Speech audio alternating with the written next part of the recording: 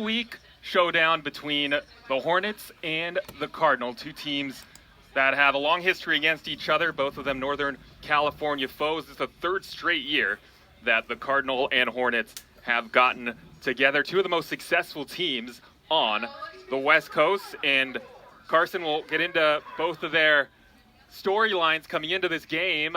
You were here over the weekend at Sunken Diamond, a really tough series for Stanford after their extra inning win on Friday night. So let's start with the Cardinal before we get going for first pitch. Previewing tonight's matchup, Stanford comes in having lost 2 of 3 to Wake Forest. They were in position to win the series on Saturday. They had the lead after winning in Game 1, and then not able to hold it in the ninth. Wake Forest scored 5 runs in the ninth inning, one on Saturday, and then one in a run rule 10-0 yesterday. And this is just all part of what's been a tough stretch for the Cardinal during ACC play. Yeah, Stanford have not won a conference series in over a month. That was a series sweep at home against Duke. And the start to the weekend was as auspicious as any. An extra inning win on Friday night, going 12 innings on a walk-off single. Stanford were victorious. Court McDonald was the hitter in the game-winning at-bat. Then on Saturday, coming out not on top. Wake Forest just swung the bat so well. Stanford's bullpen continued to struggle after Matt Scott allowed 2 earned runs through 5+ innings pitched. A combined 13 runs scored in the 7th through 9th innings. That was a slugfest, and certainly a game that, Stanford had a 5-1 lead after 3. They were in the driver's seat for most of it, and their bullpen, again, continues to fall on rough times. And, of course, on Sunday, a run rule defeat. Parker Warner got the start then. It was kind of a bullpen game by design that day. Stanford's weekend rotation has not only struggled, but, with production, but also with injury. Christian Lim with an arm injury earlier this season. And so they had to use a total of they had 16 pitching changes in the 3 games this past weekend. So Stanford hoping to get some length from Nick Dugan, who's been able to provide some consistency in these midweek outings. And meanwhile, they're facing a Sac State team that, as you know, they've played them pretty competitively over the past few years. The Hornets, like I said, under Reggie Christensen, have been one of the best teams on the West Coast. In fact, the last 2 postseasons they made it and played in the regionals right here at Sunken Diamond. All right, before Stanford, or right as they get ready to take the field, Carson, let's get to tonight's starting lineups. First off, for the Sacramento State Hornets at 26-17, 10-5, third place in the WAC. Tyler White leads off playing center field. Matt Masiangelo, the left fielder, is batting second. J.P. Smith, the first baseman, bats third. Luis Pimentel Guerrero, the DH and switch hitter, he bats cleanup. Ryan Christensen, the right fielder, is batting fifth. Jamison Mullen, the third baseman, is batting sixth.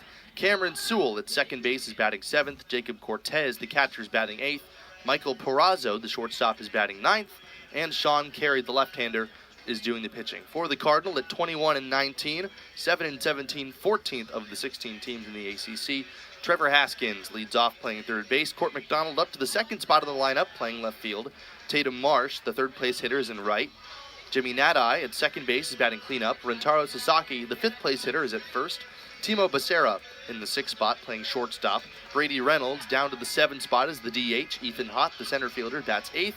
Luke Lavin, the catcher, bats ninth, and Nick Dugan, the right-hander, on the mound for the Cardinal. Yeah, Dugan came in relief over the weekend. He's getting the start. He's been the Cardinal main midweek starter this year. His number is 6.65 ERA. This is his 11th appearance and 5th start.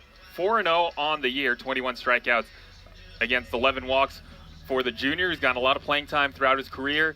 Carson, tell us about Dugan's season so far. Yeah, Dugan's really developed some consistency in the past couple of midweek outings. Back-to-back against UC Davis, through a 7-inning complete game in the run rule victory this past week, and 5 innings the week before that. So he's been slowly stretched out after being kind of removed from a bullpen role. They tried to ease him into it this past weekend again, but he could not retire any of the 3 men he faced.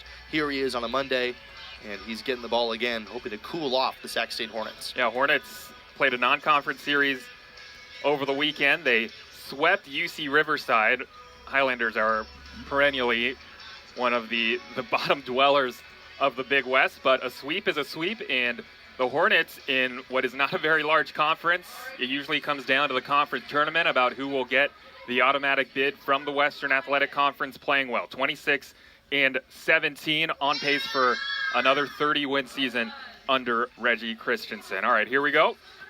With Carson Trail, I'm Craig Wong, and for our entire crew here on the ACC Network Extra at Stanford, thanks everybody for making us a part of your Monday night. Tyler White leads off for Sac State against Dugan. Umpires tonight, we got Ryan Bleiberg behind the plate, Jason Benson at first, Rob Hansen at second, Mike Jarbo is at third.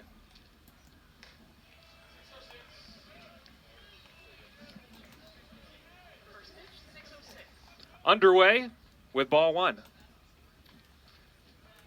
So White, Massiangelo, and Smith do up, and this is pop foul backing out of play. White hitting .320, 4 home runs, 31 runs batted in.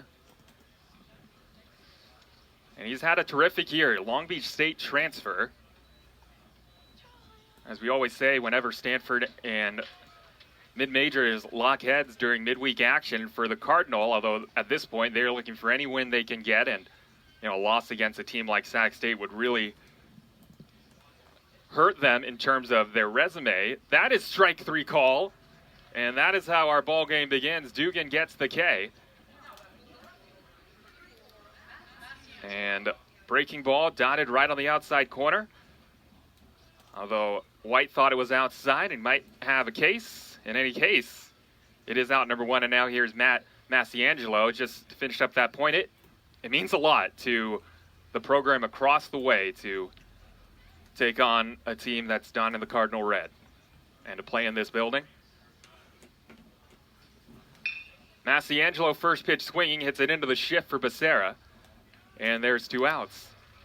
Nice quick start for Nick Dugan. Ground ball right past him up the middle. Timo Becerra, as you said, Greg, right behind the bag in perfect position to make a routine play. And now here's their big home run threat, J.P. Smith. And Becerra, so good at shortstop.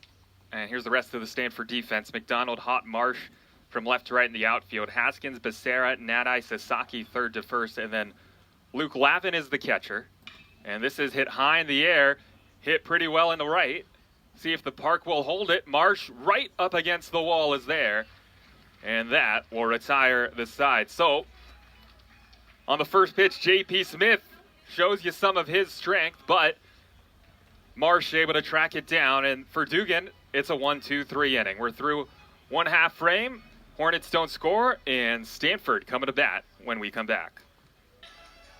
Trevor Haskins leads off for the Cardinal, as usual, facing the left-hander Sean Carey.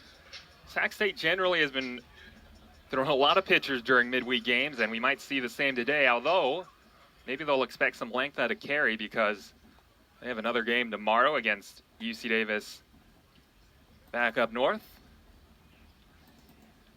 Trevor Haskins sitting on a dozen home runs, and he takes a strike. Yeah, Haskins has really kind of been a bellwether for Stanford's offense this year. When he has produced, the rest of the lineup has followed, not only because of his ability to get on base and produce starting off innings, but also if the bottom of the lineup gets on, Haskins has the power to immediately cash in. Yeah, this Stanford offense, for the most part, has not been the issue this year, as we've talked about. Now, they were shut out yesterday, and there have been moments they've struggled during conference. That is a low strike in from Sean Carey. But prior to that, the run totals 9, 7, 11, 9. But it's just one of those years, trial by fire in the ACC. They have lost 16 of their past 18 conference games. 1 ball and 2 strikes to count now to Trevor Haskins.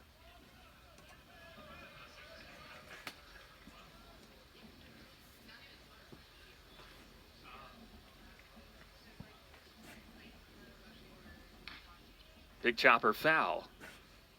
So here's the defensive alignment for Sac State. Masiangelo White Christensen, who is the son of head coach Reggie Christensen. He's in right. Then Mullen, Perazzo, Sewell, Smith, and Cortez is the catcher for the left-hander Sean Carey. He's got a 5.85 ERA. Now, he has thrown 3 or 4 innings this year in some of his starts.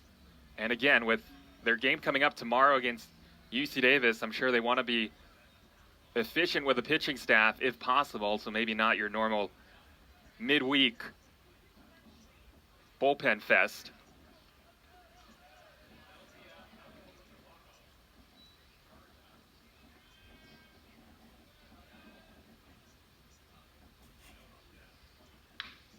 Haskins digs it out, shoots it in the left center field, and nobody's going to get it. Masiangelo made a dive for it, past his glove. And Trevor Haskins starts the game with a ringing double into the gap. He's got a dozen home runs and now a dozen doubles on the season. What a year it's been for the senior. And Haskins has continued to produce starting off these midweek games. Monday after Monday after Monday. That's 3 straight Monday games with an extra base hit to start things off for Haskins. The Cardinal have been living large midweek. It's just conference that has been the issue. They are 14-3 in non-conference games. Here is Court McDonald. And they still have a lot to play for. Obviously, every team does in the ACC. Every team will qualify for the postseason in the ACC tournament. And I think they're at the point right now as this is flipped. Left center field, up the alley again. Same spot, same result. And here comes Haskins. And 2 batters into the Stanford first, 1-0 Cardinal. And Court McDonald has come alive over the past weekend. Started off so slowly after coming back from an injury. But here he is after a very strong weekend, switching places with Haskins and Stanford an early 1-0 lead. Yeah, just lining that one, both Haskins and McDonald using the left center field gap, and now the batter is Tatum Marsh. I was going to say that Stanford, they still have a lot to play for. They have not really dipped in the RPI, which is what a lot of the selection committee uses to determine who's going to make the field of 64. The computer ranking system, basically. And Stanford, even throughout this stretch, they're still 48th in RPI, actually 49th in RPI coming into the week. But I'm sure for Dave Esker and company, that's the furthest thing from their minds. They just need to get wins and stop the slide. Here's Marsh.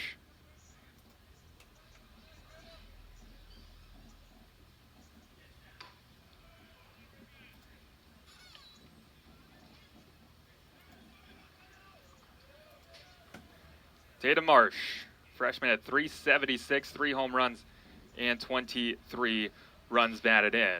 Both Marsh and Sasaki have been in there day in, day out almost.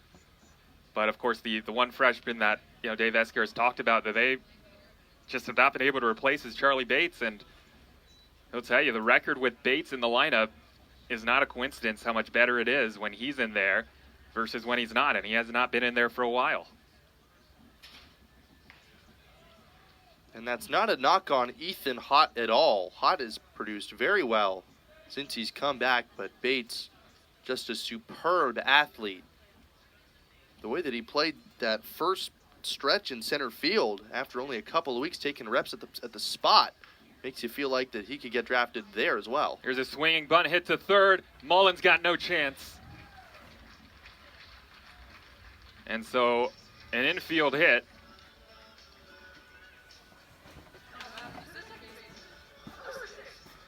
McDonald to third, and Marsh is on. So that's now 3 straight hits to open up the Cardinal first. Yeah, just been so solid. It's not often you say that about a freshman and how much they stabilize everything. As you said, Ethan Hott's done a terrific job in his place. Batting .8, .329, has had a number of big hits. Here's Jimmy Nadeye, still nobody out. Sean Carey trying to settle in. Dugan only took 6 pitches to get out of the top of the first. And we're already 15 pitches into the outing for Carey.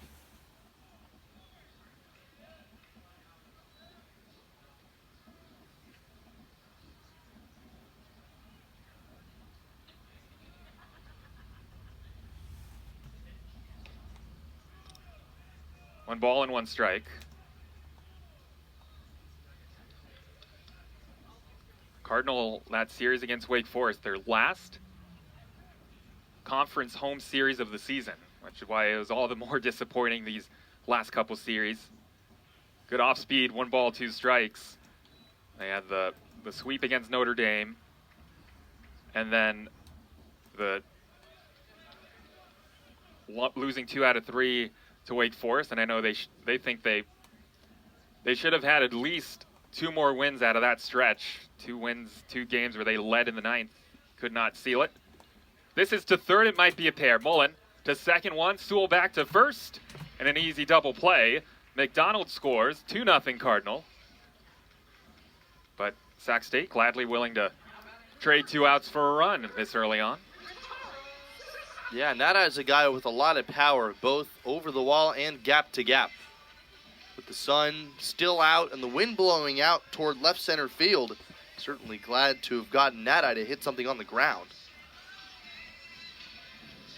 And Nada in that cleanup spot.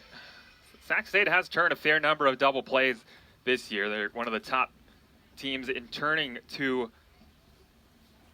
in the nation. So now Ritaro Sasaki.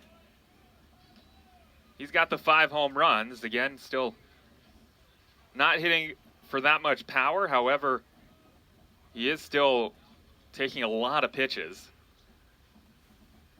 And a 1 ball, no strike count. Comes in at 266 overall, 386 slugging, 366 on base. He's taken 18 walks for the freshman. Stanford position player group, that is ripped foul the other way. That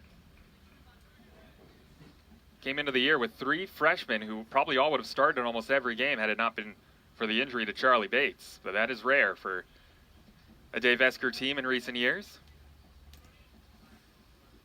Left on left, here it is. Swing and a line drive to center, and Sasaki is on. And the Cardinal have 4 hits in the inning. 100 off the bat of Rintaro Sasaki, and that looked like it jammed him just a little bit. Solid contact, keep things going for the Card. That's their 4th hit of the first inning. So Sasaki with another ringing hit, and that's the thing. I mean, I haven't covered nearly as many Stanford games as you have, Carson, but he seems to at least once a game run into 1 or 2 batted balls. They might be foul, but they just ring the register on TrackMan, which is what is the software that records how hard balls are hit. And that was another one there.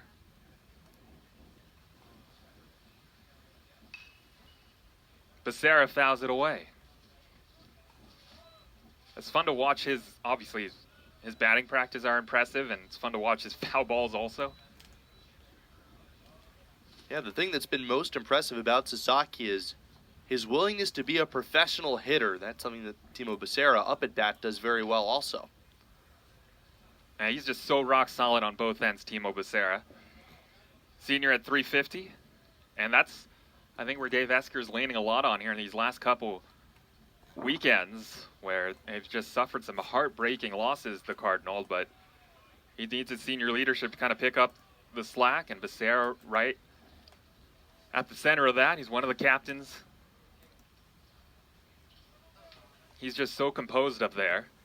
3 balls and 1 strike to count. And the walk. Got some stirring in the Sac State bullpen. Nobody getting up yet. But had it not been for the double play ball, this inning could have been a lot uglier for the Hornets. Here's Brady Reynolds.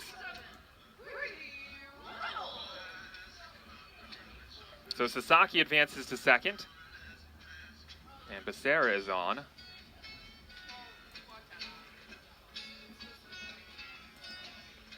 Well, here comes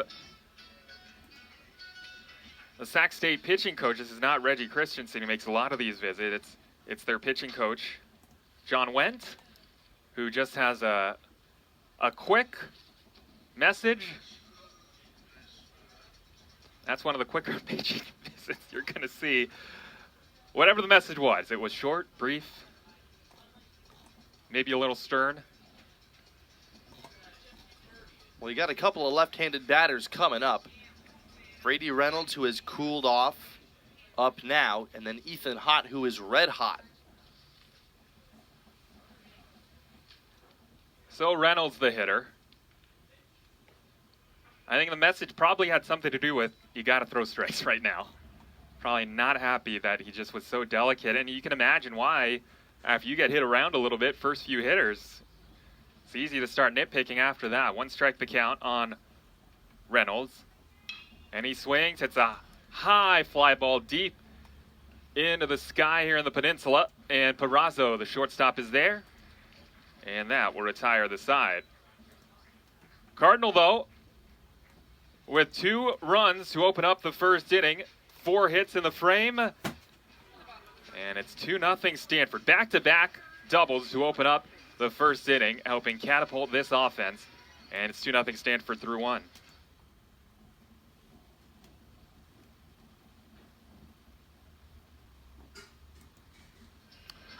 Here's Luis Pimentel Guerrero leading off for Sac State. 2-0 Stanford in the second.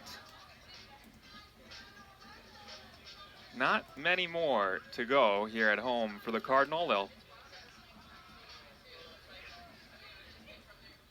play Grand Canyon coming up, but that's a non-conference series over the weekend after they go to Boston College. There's a base hit to left. It's been a great year for Pimentel Guerrero, one of the newcomers to the Hornets who, throughout Reggie Christensen's tenure, especially recently, they can hit. And Pimentel Guerrero is on with a leadoff single. Yeah, Go ahead, Carson. Just a nice piece of hitting. Takes a low ball off the outside corner the other way, slaps it through the hole. Trevor Haskins in at third, respecting his speed, and that's exactly what that positioning will do for you. Yeah, just perfectly placed through the left side. And so, Luis Pimentel Guerrero on at first. Here is Ryan Christensen.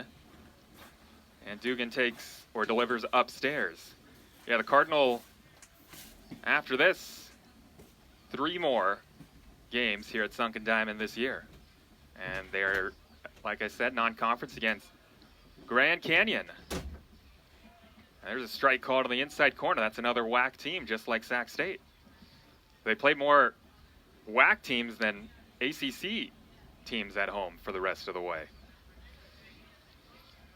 Still important, though, obviously, for them trying to bulk up that resume. I can't afford losses to these teams. There's a bullet, and look out.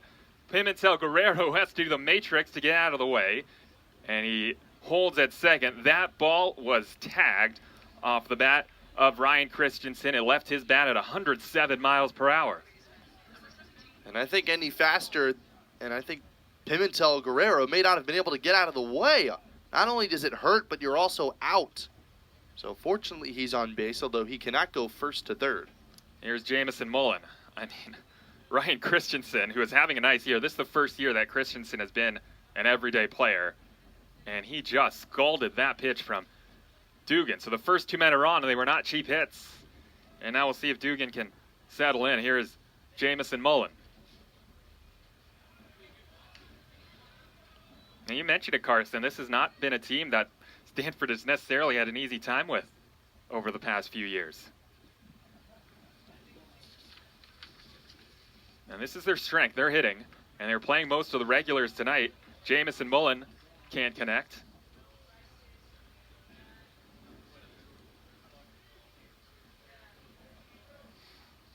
Well, and the freshman out of Concord, a lot of Northern California kids on the team. And Mullen out of De La Salle. And he takes a breaking ball down and away.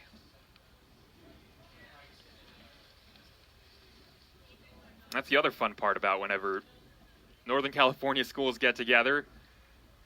You know, these opponents have seen each other before, many of them even well before they take the field today, when they were in high school and Little League maybe. And the past few matchups between Stanford and Sac State, they've been far from ordinary.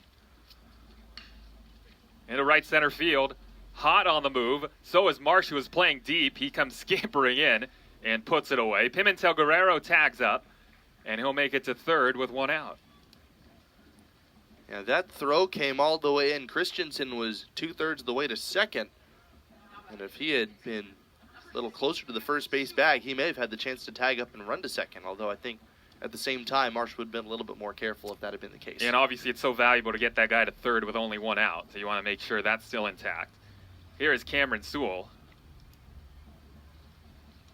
Yeah, it's been some wild games. They've all played them here at Klein Field, but Carson, they've not been wins where Stanford has necessarily been able to coast, though they have come out on top in most of them. Yeah, Stanford won last year behind a 10-run inning. The year before that, Sacramento State actually the victors. An early big inning for them before Stanford roared back but ultimately could not overcome them. And then the last time they played in Sacramento, the Hornets won on a walk-off winner. There's a line drive over the head of Timo Becerra, and here comes Pimentel Guerrero. And right now, Nick Dugan is not missing the Hornet bats. They are lacing line drives all over the place, and this time it's Cameron Sewell with a rocket that left his bat at 102, and they slice the Stanford lead in half. And another great piece of hitting. That one's right on the black. Came in at 90, left 12 miles per hour faster. And Timo Becerra, despite his best efforts, could not bring that one in. I mean, the softest hit ball in the inning was the one that Mullen hit almost to the warning track in right center field. Here's Cortez, the catcher. Well, after that opening inning, which was pretty uneventful, Hornets are getting barrel after barrel. And now Cortez with a foul.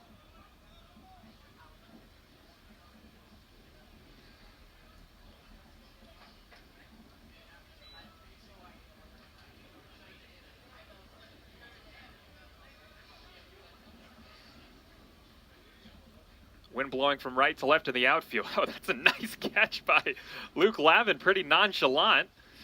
I'm not sure how fast it was moving, but he just barehanded it. And with the backstop here, if that gets by you and it has any type of run on it, it could be an extra base. That is strike three call, a breaking ball. He got a little width on the outside corner, but it's given to him by the home plate umpire, Ryan Bleiberg, and there are two outs. That was a nifty play by Luke Lavin. Yeah, looked like it was nothing. Yeah, the difference between one out and men on second and third versus first and second cannot be overstated either. So a good save, and then Dugan gets the strikeout. And now here's Michael Perazzo, the ninth place hitter. Yeah, I think that's the pitch. Right now he has the best feel of the breaking ball. The fastball's been a little elevated. Yeah, they've been all over fastballs, even in the shadow of the plate. Perazzo chases. There's the breaking ball again. 1 ball and 1 strike. Yeah, and it is getting into the time of day when it can be tough to see. Yeah, and Dugan's found success in his past couple of outings by making his breaking balls competitive. I say plural because got the curveball and the slider that he tightened up ahead of this season. And another breaking ball, 1 ball and 2 strikes. Perazzo, like many of his teammates, I'm sure has a lot of family in the crowd. Probably have a good number of fans wearing Hornet green. He is from Redwood City. Went to J. Sarah. 1 ball and 2 strikes the count. He struck him out. Threw him 3 straight breaking balls, and he chased all of them. and that gets him out of the inning. 3 strikeouts for Dugan. However, Sac State on the board, 2-1 Stanford. 3 hits in the inning. The last one, the one that got him in, the Sewell base hit. 2-1 Cardinal.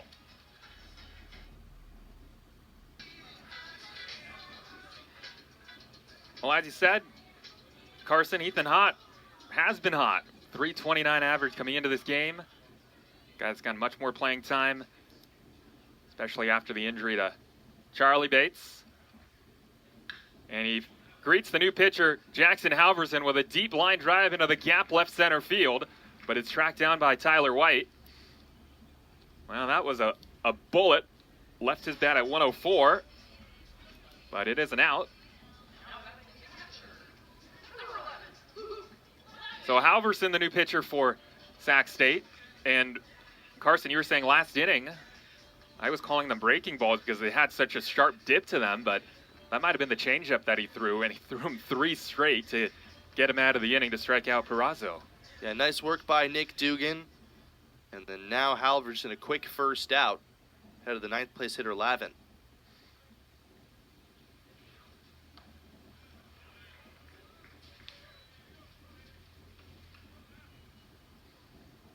Luke Lavin, who started the last 2 games of the series. Charlie Somm was hit by a foul ball on Friday and had to leave. So Lavin getting the start today. And the more playing time Lavin's gotten, the more he's been able to get in the swing of things. He's up to 314. OPS at 832, and there's a pitch that misses off the inside. That's a guy I know the Cardinal are high on too. And Lavin, really nice take there. His feel for the strike zone has always been advanced. I mean, he was getting playing time even in the last few weeks because I think Dave Esker admitted to us that it's just a wear and tear for a catcher, and Somm seemingly has taken a few more bumps and bruises than the regular season for a catcher who starts almost every game. Full count now. Yeah, and I think it reached a point on Friday where Somm took 1 foul tip too many. Lavin came in, did a nice job, and was behind the plate the remainder of the weekend.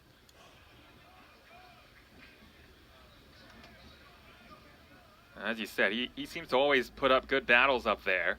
Halverson, 6'4", 205. He's from Sacramento, freshman who played at McClatchy High School.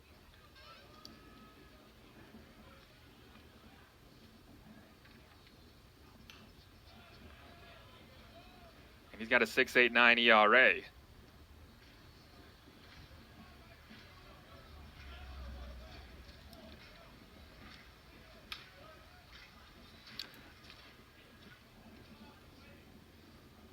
It's just a gorgeous evening here on the Bay Area Peninsula for baseball here at Sunken Diamond. It is gorgeous scenery whenever you get weather like this in this ballpark. There's a strikeout of Lavin, and there are 2 down.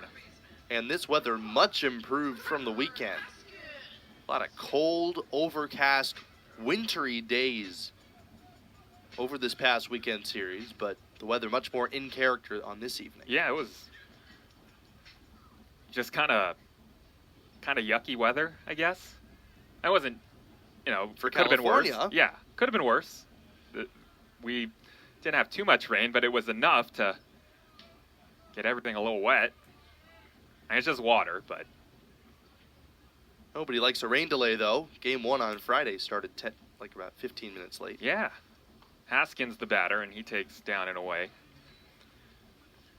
I mean, admittedly, I'm a wimp when it comes to weather, so whenever I call a game and you've got 2 teams matching up, one, like a lot this year, we got teams from the ACC coming here, and I think it's really chilly.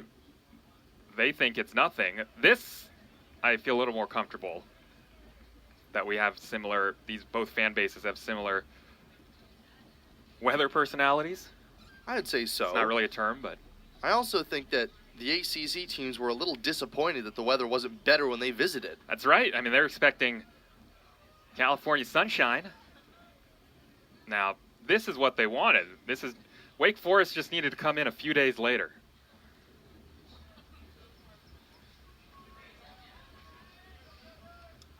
Haskins doubled his first time. He hits a high pop-up deep into what is a very clear blue sky. And Sewell waits for this one to come down. And that will end the inning. Nice inning for Jackson Halverson. He gets the Cardinal in order. We go to the third. Our score, Stanford 2, Sac State 1.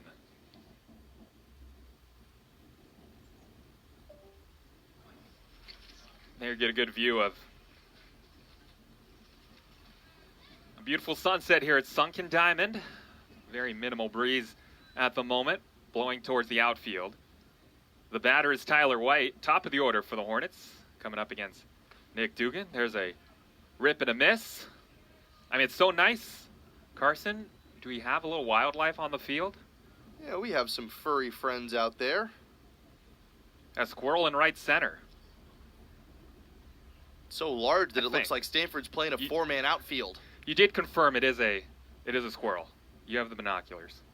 They're not very good. Okay, well. I can still see it. I can still see it well enough. Slammed into center, and that's easy for Ethan Hott. And White is out, and here's Massiangelo. There, he's running. He's making a move for it for Ethan Hott, making a break for it. Oh, here's Matt Massiangelo. Good eyes, Carson. And is it a black squirrel or is it orange? My regular colored? It's black and playing straight away. Yeah, okay. Yeah. It's playing, the squirrel is playing a deep center. And now he just went through the gate. And all right. There goes that. There goes the fun. One strike to count on Matt Massiangelo. He did, yeah, you're right, because he was wearing the right colors for Stanford today. Black uniforms. He got the memo.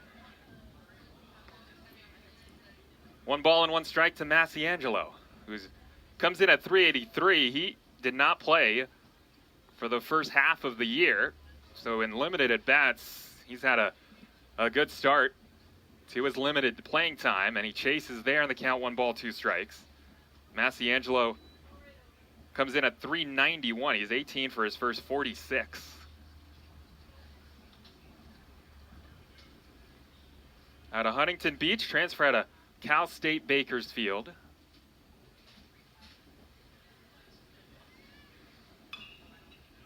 And Massiangelo, I apologize for this because I know that when he comes up to the plate in every game that there is a new broadcast for him, they always bring up the headlines he made at the beginning of last year, his first year with the Hornets, when he started the year and was hit by a pitch in 8 of his first 9 plate appearances, as Dugan throws him out this time. This year, he's already been hit by a pitch 5 times, which I guess is well off the pace from a year ago. But that made a lot of headlines throughout baseball. That's hard to do, and he said after those games that he wasn't trying to get hit by the pitch. It just happened. Brutal. Well, every team needs a pincushion. Yeah. J.P. Smith on 1 hop. This is hit into the shift, and that will end the inning. I think that was Nadai who made the play. It was Nadai who was shifted over left of the bag. That will retire the side. Got the extra defender, but they did not need the squirrel who was in center field for that defensive inning. 3 up, 3 down. Nice comeback inning for Dugan. And we're through 2.5. Our score, Stanford 2, Sac State 1.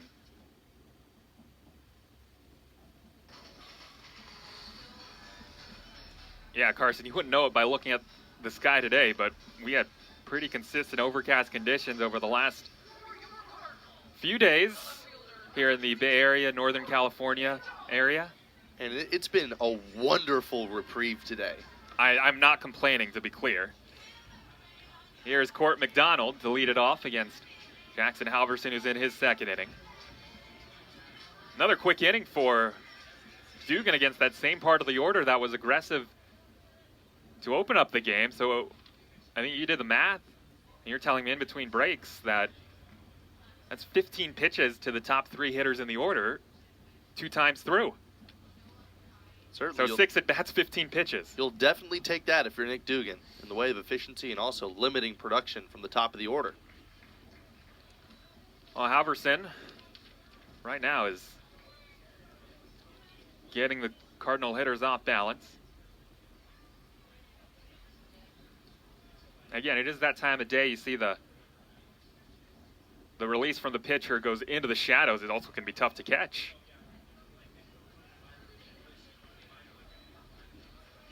Makes a big ballpark look bigger.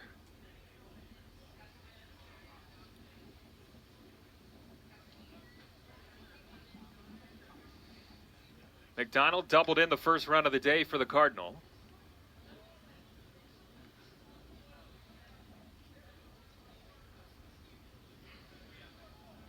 And right now he's seeing pitches from his perspective coming from right in that sun splash part of the batter's eye. If you look straight out into center, the upper left quadrant is kind of still in the sun. Reaches for it, sticks the barrel out, and loops it into right center. And there is Christensen to put it away.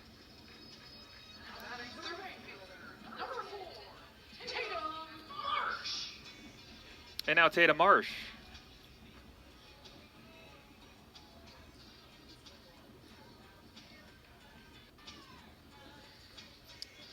I guess that's a good thing about Stanford, that they've been playing some of these midweek games on Monday with some of the travel coming up in the ACC. You have a tough series like they did 2 weeks ago against Notre Dame. They got at least to get some of that frustration out when they run road to UC Davis on the following Monday. And then the same is true today, that they have a chance to get back on the field at least after what was really a disappointing series against the Demon Deacons. Tatum Marsh is the hitter.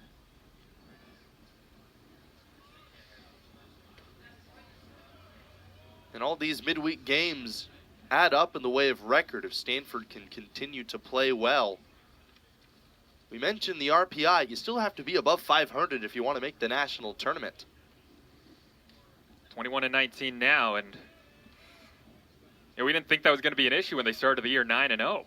But obviously ACC play has done a number on them. 3-1 the count to Marsh. Popped up. Lots of room on the first base side for J.P. Smith. And he's called off by Sewell. And Smith he's looking at him like, all right, pal, settle down.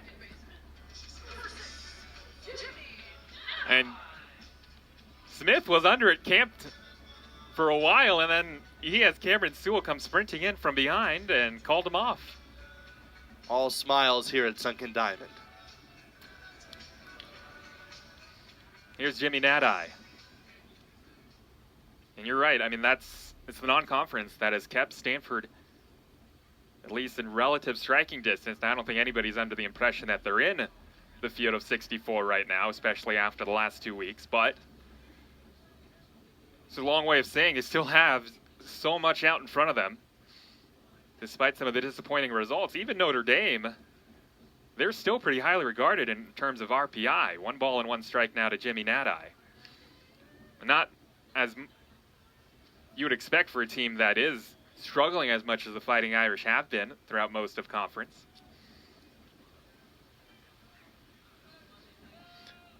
But what it does do is not give you much room for error the rest of the way, especially during these non-conference games where they're playing teams that, if they lose to them, that would be a pretty big hit in terms of their resume. Nadai, the hitter who hit into a double play his first time.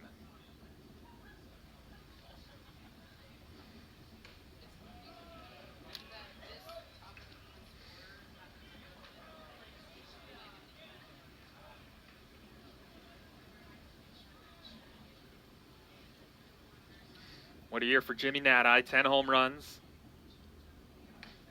And he takes the walk. I was talking over the weekend with the guy that recruited Nadai to Stanford way back when.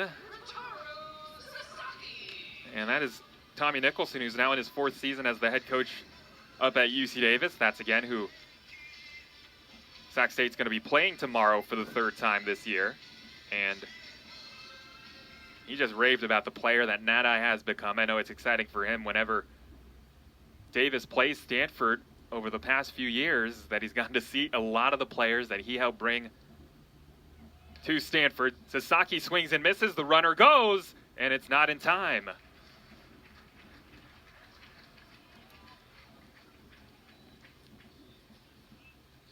So it's a stolen base for Jimmy Nadi.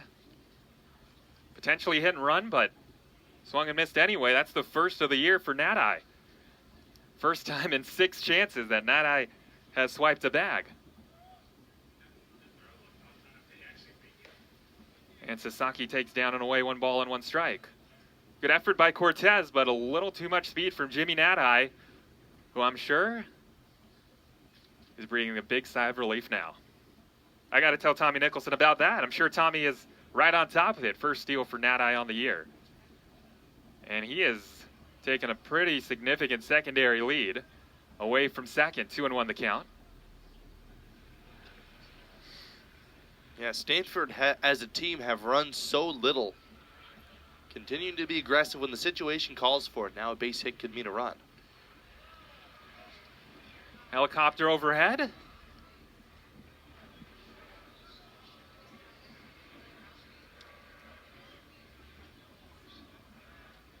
It's been going to SFO, right? Close to SFO. I think it's heading to Stanford Hospital. Okay. Hopefully everything's okay. Sasaki hits it to second. Sewell is there, and this time he's going to flip it to J.P. Smith for the out. They're not coming for you, right? Right, Carson? No, they're not. Okay, I'm good. okay. Nadi is stranded, and Jackson Halverson, nice couple innings of work for the Sacramento freshman. We go to the 4th. It's Stanford 2 and Sac State 1.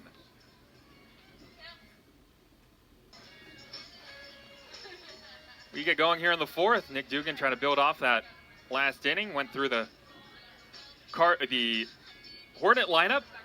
1, 2, 3. Luis Pimentel Guerrero leads off for the Hornets. And now here to take you through innings 4 through 6 is Carson Trail. Carson.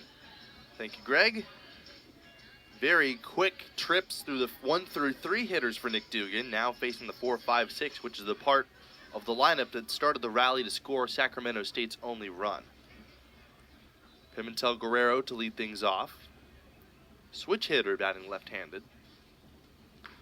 And he watches a breaking ball for a strike on the outside corner. Dugan leaning heavily on the curveball early in counts, has not utilized the slider very often. Here's a changeup, swung on and missed. Yeah, I said his breaking ball earlier was his best pitch. I think getting ahead with a curveball, throwing strikes with that, he's got to feel, but that changeup, it is just disappearing, especially at this time of day. It's hard to pick it up. Buries that off-speed pitch. A ball and 2 strikes. You think coming out of the hand, it's fastball, and especially with all the other elements you're dealing with, you just can't read it. Yeah, that changeup was Dugan's best offering out of high school, as that one's flared out into right center field, base hit. That changeup was off the plate outside, and Pimentel Guerrero manages a leadoff single. Yeah, of course, right after we say that, he leaves the changeup right all over the plate, although it was actually off the plate, and Pimentel Guerrero had to reach for it. Got the barrel out. Guerrero reached to lead off the second, and he scored. That's a base hit number 4 for Sacramento State. Here's Ryan Christensen. He also had a single, as Dugan checks on Pimentel Guerrero. 3 for 3 in stolen base attempts this year. Christensen a little bit faster, hard to double off. Infield playing for 2 behind Dugan as the fastball misses up and away.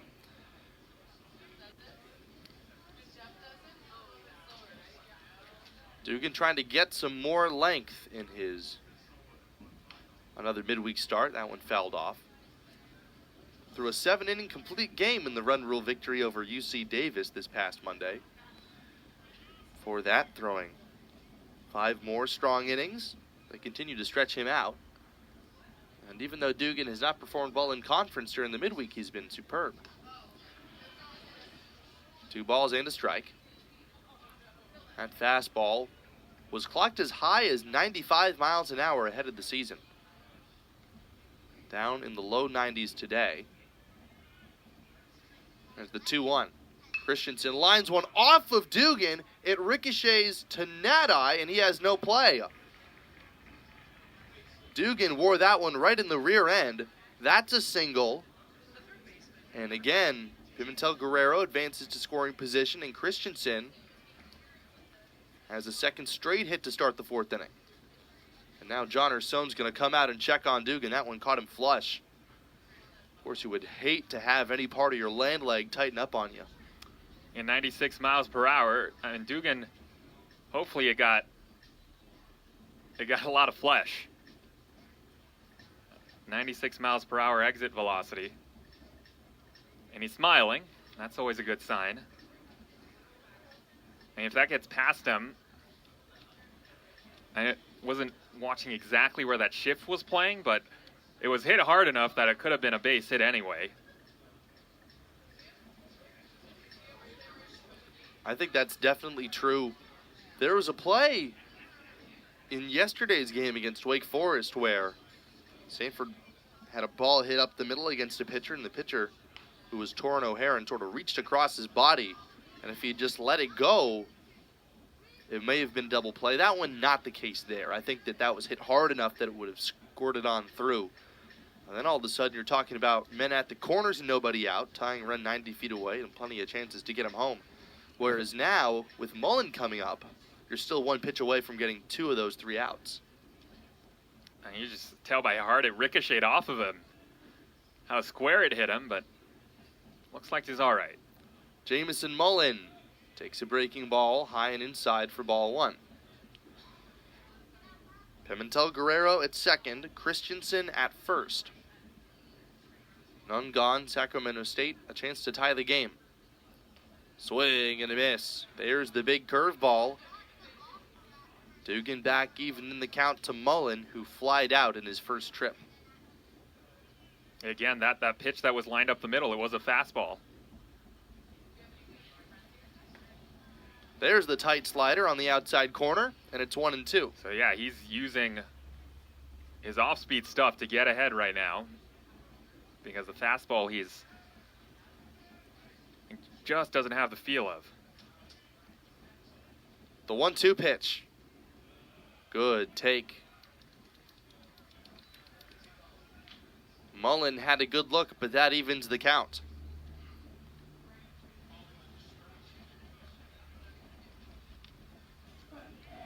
Mullen, a right-handed batter, followed by Sewell, the lefty. Bounce to short. There's one. Not at first, not in time.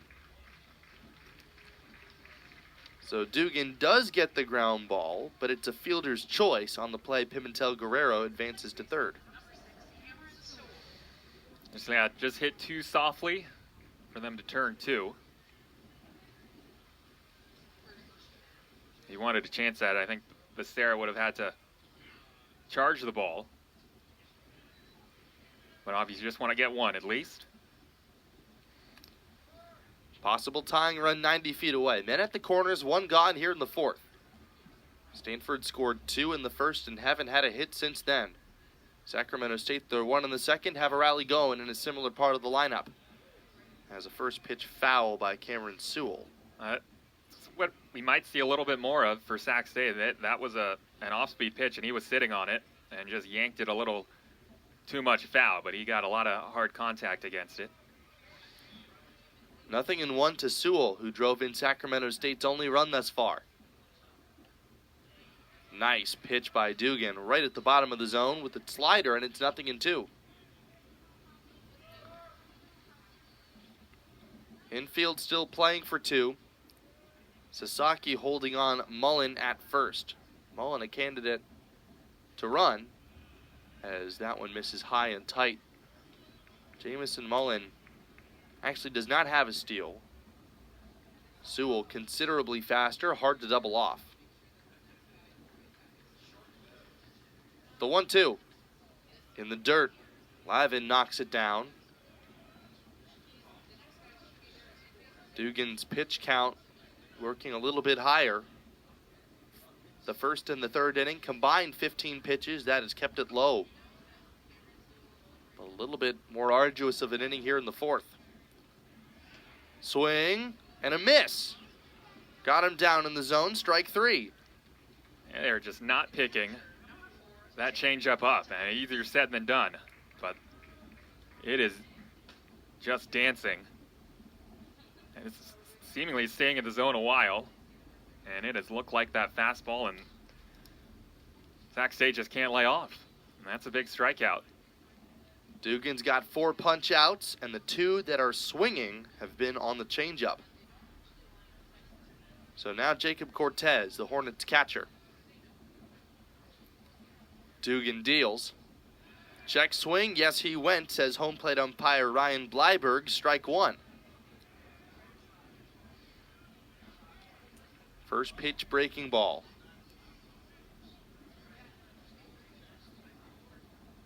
Here's the pitch. Slow roller to third. Haskins charges. Hurried throw to first. Got him.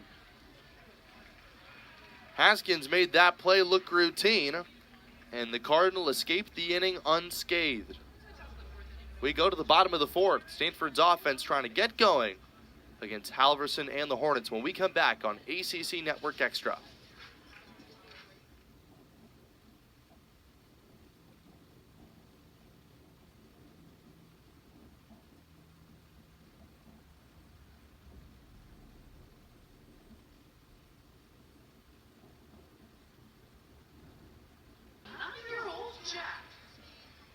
New pitcher for the Hornets as we begin the bottom of the fourth inning. Peter Caldera, out of Granite Bay, California, in his freshman year, relieves Jackson Halverson. Halverson went 2 strong, a walk, a strikeout, and nothing more, as Stanford looked for their first hit since that 2-run rally in the first. Thank you very much for joining us again, folks. Along with Greg Wong, my name's Carson Trail. It's Becerra, Reynolds, and Hott to start things off. 6, 7, and 8-hole hitters. Becerra leads things off. Caldera working from the windup and misses well off the plate for ball 1.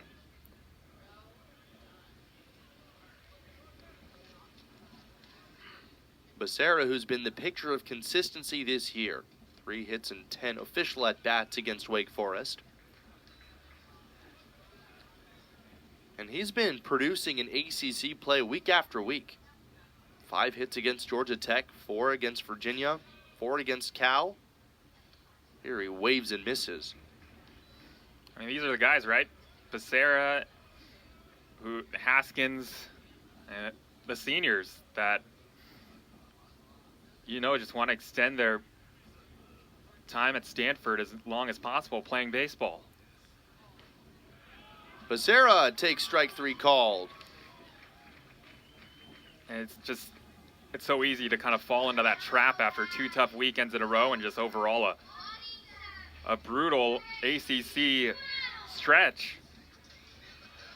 But I'm sure that's been part of the rallying cry down to that dugout is do it for Becerra, do it for Haskins, and guys that are in their final years. And do it for each other. One thing that Stanford have been so protective of the past handful of years is the brotherhood that they create amongst themselves. Reynolds has gone on 1 pitch, hits 1 hard, but right at Sewell. So a strikeout and then a 1 pitch out for Caldera in his first inning of work. I mean, look, they still have the ACC tournament where anything can happen, but in terms of their actual series during the regular season, they still are playing NC State, who right now leads the league. And so that could be a big opportunity for them to pile up some good wins. Ethan Hott takes down and away. Haskins and Becerra, 2 guys who were draft eligible last year, came back for their senior season. As Hott bounces 1 to short. Perazo has it, and he throws to first to retire to the side. Nice, quick, and clean inning for Peter Caldera as we go to the 5th inning. Stanford still leading 2-1 on ACC Network Extra.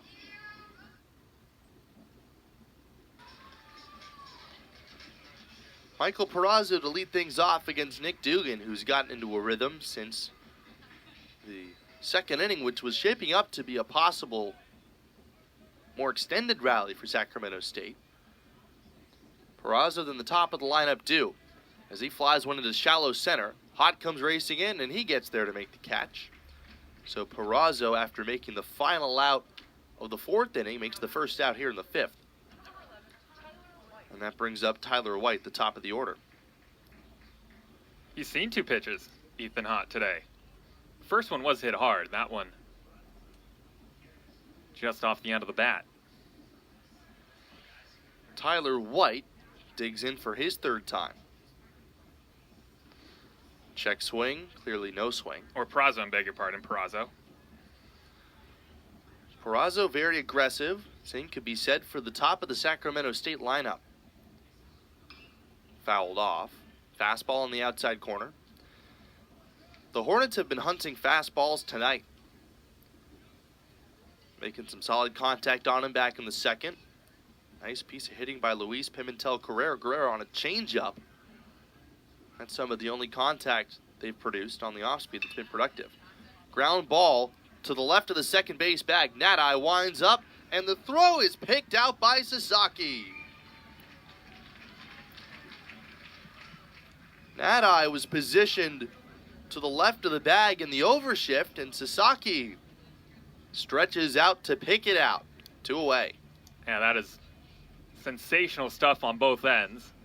Because Nadai's momentum was going the other way, had to plant his back foot to get solid ground and then release it quickly because White can fly. And then Sasaki with that stretch and the pick. Matt Masiangelo takes a strike. I've seen that a lot from Sasaki, his ability to really step out in front. He is very athletic and very flexible for a guy of his size and stature. Swing and a miss. There's the changeup again. And Masiangelo down 0-2. Yeah, there's not a lot of 6 feet, 275-pound first baseman that can do something like that, as nimble as that. 2-strike pitch. Misses in the dirt.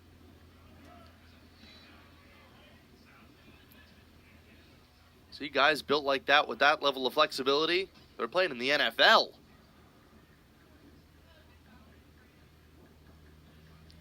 Dugan getting his sign from Lavin. Inside. Masiangelo spins out of the way of that one. As Greg, as you mentioned, as we and just about everybody else talks about, Masiangelo no stranger to being plunked. Now the 2-2. Grounded sharply. Nadai dives, throws to first, got him.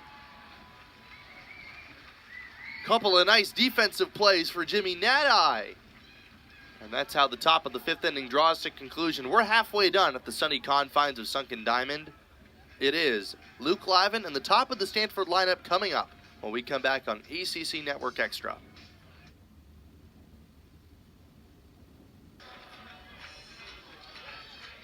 Luke Lavin digs in against Peter Caldera to start things off for the Cardinal here in the bottom of the 5th.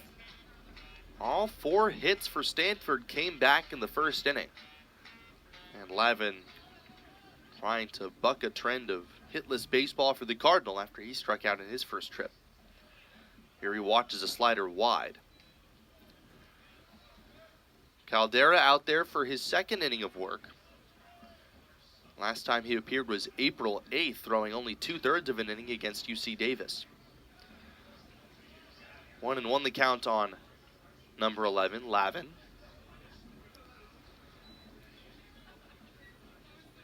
Nine 1-2 hitters due for the Cardinal. As Lavin swings and fouls one off. Slider on the outside corner. Lavin, a guy with a lot of size, a lot of strength, but still trying to tap into his power. Only collegiate home run to this point came in a midweek game against UC Davis a few weeks ago. 1-2, lofted in the air on the infield. Sewell makes the call on the infield grass. 1 away. And that pitch was, it was center cut, that breaking ball, but I think it's just got so much spin that it's tough to make solid contact against it. Stanford have had a few pitches today. Center cut, middle, have not been able to make too much solid contact, and none since that first inning.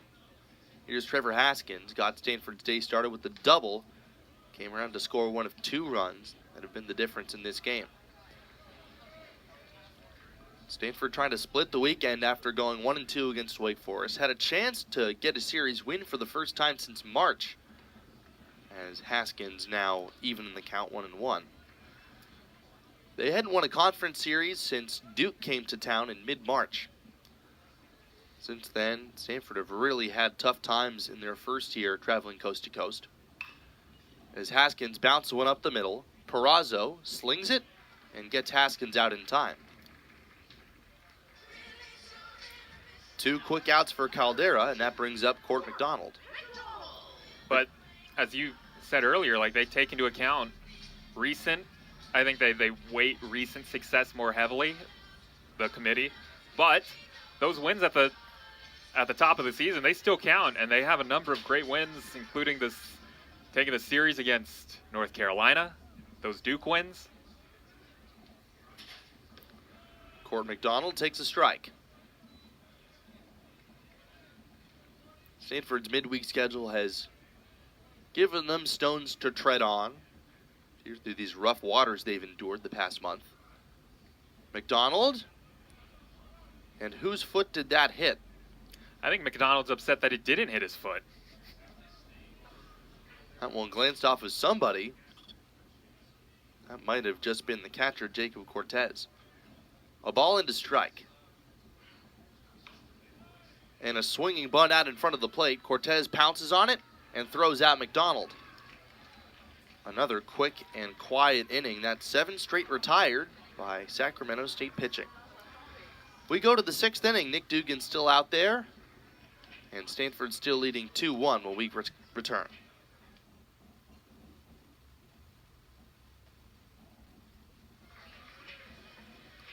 Three, 4, 5 hitters due up against Nick Dugan as we begin the 6th inning here at the Sunken Diamond. My name's Carson Trail. Greg Wong will take the play-by-play for the 7th through the 9th. J.P. Smith, big, strong right-handed hitter, as you can see. He takes a breaking ball off the inside corner for ball 1. Smith, a couple of quiet outs in his first 2 trips, as he's ahead in the count 2-0. Lifetime numbers against Stanford, now 2 for 11. But in his first career matchup against the Cardinal, back during a stellar freshman year, he had a home run and drove in 5. Here he waves and misses. Might have expanded the zone slightly there on the fastball, and it's 2 balls and a strike.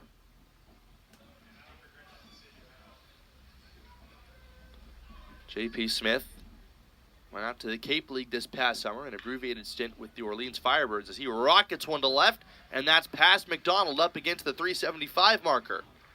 Smith chugs around first and is in at second, standing up. A leadoff double, and the Hornets have the possible tying run in scoring position to start the 6th. Yeah, we were just chugging right along. I mean, Smith, he's gotten close on a couple of balls. He has just played into the defense his first couple of bats, but he has smacked the ball pretty good. And that one he got a lot of. Now, Sacramento State at the part of the lineup that has been the most effective against Dugan so far. Luis Pimentel Guerrero up now. Ryan Christensen to follow. They are combined 4 for 4. First pitch misses inside. 107 exit velocity, by the way. That ball was hit really hard.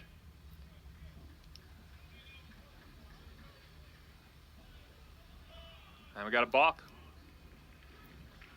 And Dugan asking why Ryan Blyberg said he moved his shoulders.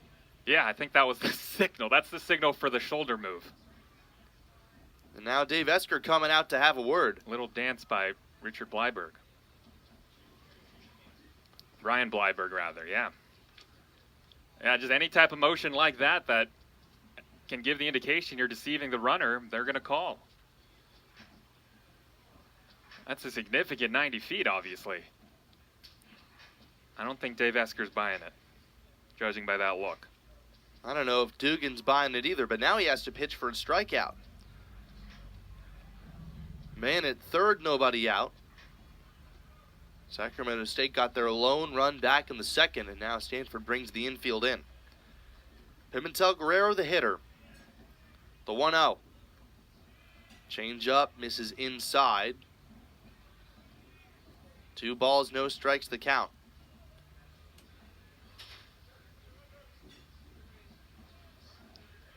Sacramento State have had the leadoff man aboard 3 times today, as that one's fouled off of Lavin, and it makes its way all the way back to Dugan. And this is a guy that's seen Dugan about as well as anybody in the lineup.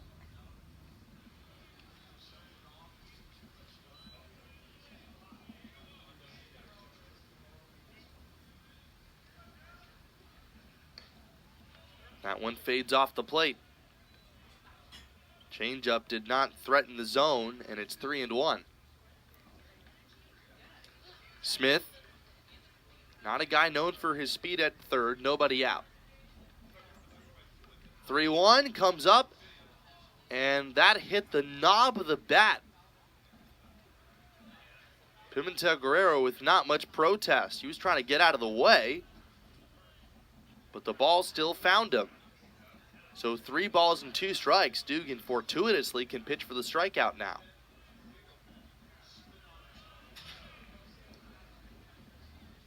The payoff. Popped up. Becerra was playing in. He backpedals and puts it away. Out number 1. I would say good location by Dugan to get that ball on the knob of the bat, because it's not just Massiangelo. Sac State, as a team, they get hit by a ton of pitches, and so it is something that they look for. Man, now looking for an out like that or a strikeout.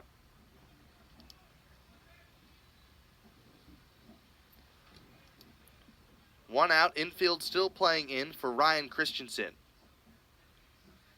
He takes low for ball 1. Dugan understandably being very careful. First against Pimentel Guerrero. The at-bat prolonged off a lucky break. And now against Christensen. The 1-0. Swung on and missed. Perfect spot for the changeup. That's been Dugan's bread and butter all evening tonight. Weather's starting to cool down. Dugan no longer with the shadows to his advantage as he misses low with another change. A leadoff double and a balk. Possible tying run at third, only 1 gone in the inning. Sacramento State now out hitting Stanford 6-4. 2-1, swung on and missed. Carson, I got a feeling what's coming next. I think we're going to see that changeup one more time. He is just throwing it almost the exact same location every single time. Christensen takes in the dirt. Except for that time. Lavin knocks it down. Dugan trying to throw him a chair, which in this case might mean a change. No action in the Cardinal bullpen. 16 pitching changes over the weekend against Wake Forest. Dugan giving them some length. Trying to preserve the lead. Payoff. Fouled away. That was a changeup that was up. I mean, you want to use that base to your advantage. I know you want to get the strikeout here. It's 3-2.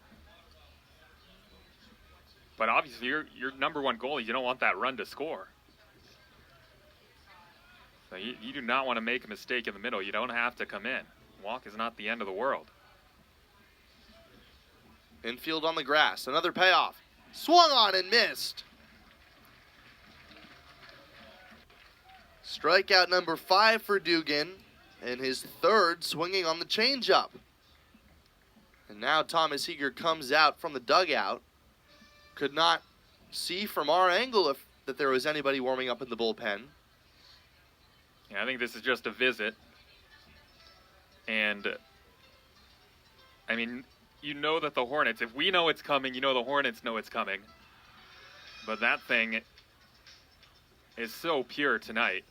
And it's especially impressive because he hasn't not really had his fastball to go to consistently, but he has not needed the fastball to throw that changeup effectively. That has so much movement. The pitch for which he was most renowned out of high school. Improved velocity on the fastball. He's added a slider since coming into college. He still has that big breaking ball. But today it's been that change piece. 2 outs. Runner still at third. J.P. Smith will now need a hit or a Cardinal mistake to score the tying run. He could not have pitched Christensen any better in that 3-2 count. You walk him, so what? You get a force at second.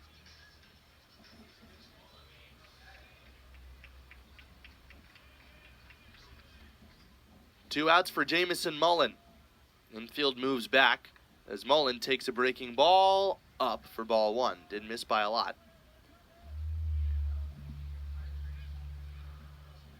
Mullen today has flied out and hit into a fielder's choice. Infield shifted slightly toward his pull side as he watches that off the plate.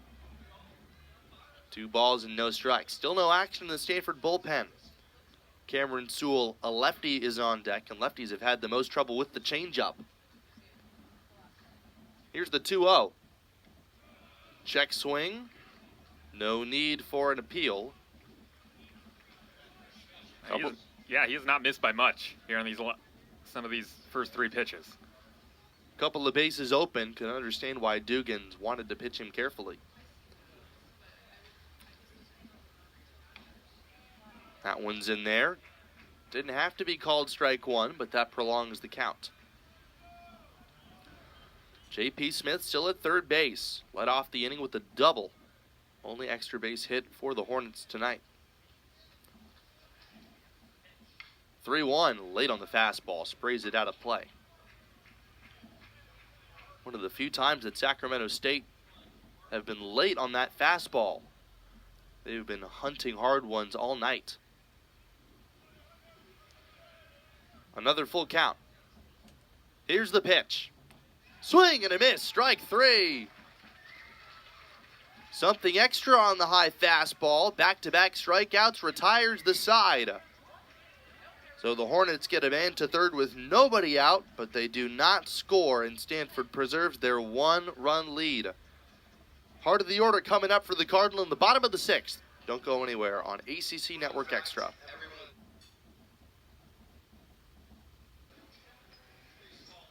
Peter Caldera still in for Sacramento State. He faces Tatum Marsh, Jimmy Nadai, and Rentaro Sasaki. Marsh hit an infield single back in the first, popped out in the third as he takes a breaking ball in tight for ball one. Entering today, Marsh was hitting .376. 4th leading hitter in the ACC entering this past weekend. 2 balls and no strikes. Guy who plays with a certain tenacity. Pitchers love having him and the defense behind him. Here he pops one up. At second base, Sewell. 1 away.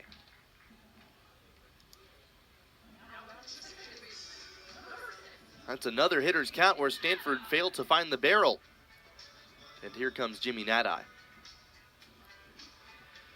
Jimmy Nadai with some family in town over the past weekend or so. Family flying up from Australia. His brother Josh was in town. He's committed to Oregon State, where his childhood best friend Travis Bazzana played collegiate ball and was drafted 1st overall by the Cleveland Guardians.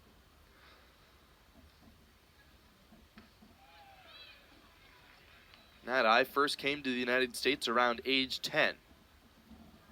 Lived just outside Atlanta. That's where he got introduced first to the game of baseball. Finding himself in a peculiar spot when he returned to Australia. A ball and a strike. Instead of choosing between the traditional sports growing up as an Aussie, he has baseball to choose from, along with Australian rules football, rugby, and cricket. Pops that one foul. That one rattles a bleacher seat. 1-2. Ever since Nat-Eye's gotten sustained playing time, he's looked every bit the part. Strong summer in Cape Cod. And he has really been hitting for a lot of power this year as well. This year, double-digit home run, second on the team with 10. The 1-2. Got him. Fastball high and inside. Second strikeout for Caldera. And there are 2 gone here in the 6th. I tell you what, Sac State pitching, you can't tell that some of these relievers are pretty young to college baseball, because they've thrown a couple freshmen out there, and Stanford just has had no luck against them. Here comes the preseason ACC Freshman of the Year. Rentaro Sasaki averaged through this at-bat down to 269. Here he takes one that on the inside corner. 0-1, 2 outs, base is empty. Stanford still without a hit since the first. Still, they lead by a run. Changeup misses wide. Sasaki, 1 hit in 2 at-bats today. Coming off a modest weekend, 2 for 11 with a walk and a hit by pitch. Check swing. No need for an appeal on the low breaking ball. Looking out onto the field, this is one of the more conventional shifts we've seen against Sasaki. Perazo shaded toward the middle, and Mullen off the line at third, but still 2 men on either side of second base.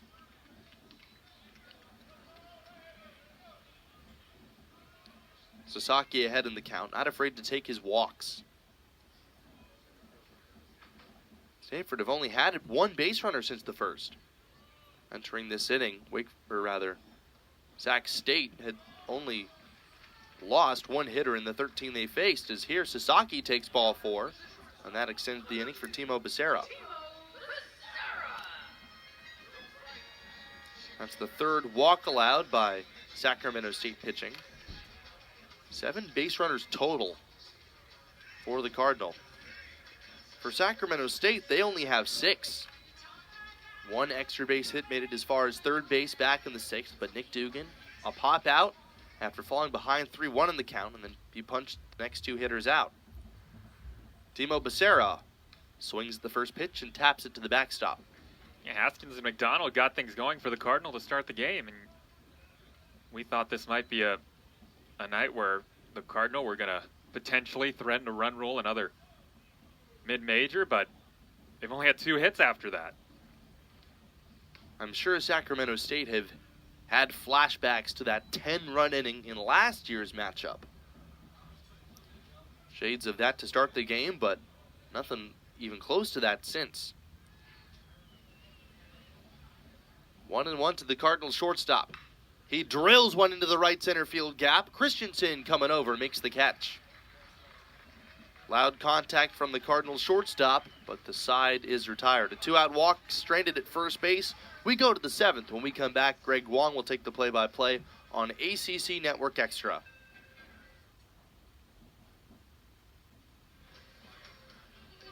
Nick Dugan still out there, 85 pitches and 6 strong innings into his outing. We start the 7th inning, and now with the play-by-play, here's Greg Wong. Thank you, Carson. So Cameron Sewell will start things off, the speedster, against Nick Dugan, who's trying to make it through 7 innings for the 2nd straight start. He did that against UC Davis last week, and that was all she wrote because of the run rule. There's a strike to Cameron Sewell. This is the 2nd time he has pitched into the 7th this year. Just stays fair, Rentaro Sasaki, and there's 1 out. I don't, to be honest, know how long the leash is, although it looks like we got a left-hander soft tossing in the Stanford bullpen, so that gives you the indication that might be his last inning.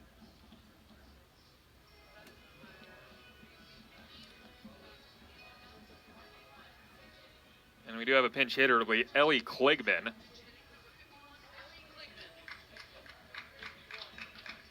So Kligman, pinch hitting for Cortez, the catcher.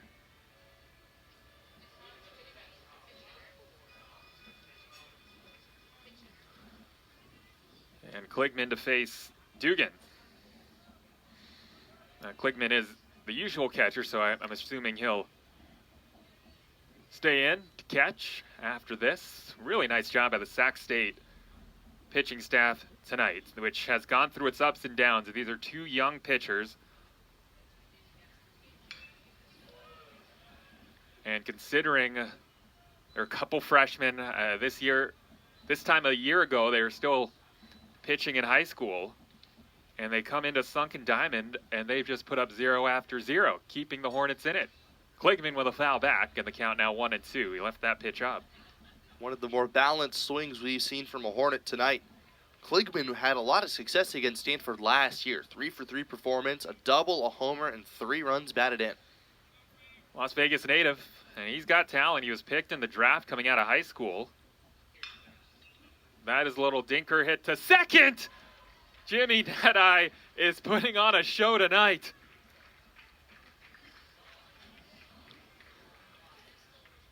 Nadeye with another outstanding grab as he had to really backpedal on the ball and stretch as much as he could to snare that one. And he had used all of that 6-1 frame to snatch that one out of the air. And now Perazo. Yeah, that was a ball ticketed for shallow right. Seen a couple of times that changeup dunked into shallow right center, but Nadeye am able to snare it. Again, this Sac State offense, no slouches at all. They are capable of scoring a lot of runs. See the numbers in their offense. Even Perazo, who's batting in the 9-hole, is out around an 800 OPS.